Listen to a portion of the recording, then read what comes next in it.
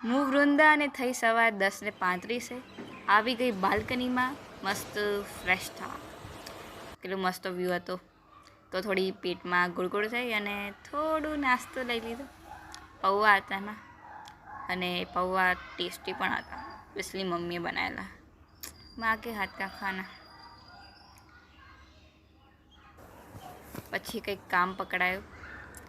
આ માંડવીના દાણા હતા એ મને બોટલમાં નાખવાના હતા, જે થોડું વિચિત્ર હતું પણ કંઈક કરવું પડ્યું.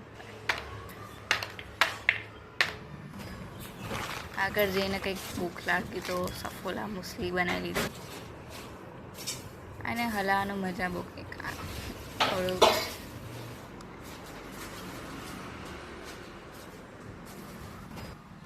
પછી થોડી કાકડી સમારી. પછી થઈ ગયો ટાઈમ ખાવાનો.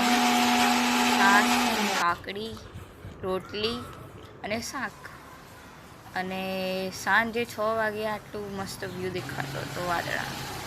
એટલામાં કાબરે એન્ટ્રીમાં આવી અને કબૂતરોને ભગાડી અને પોતે ભાગી ગઈ. અને પછી રસ અને ભાખરી અને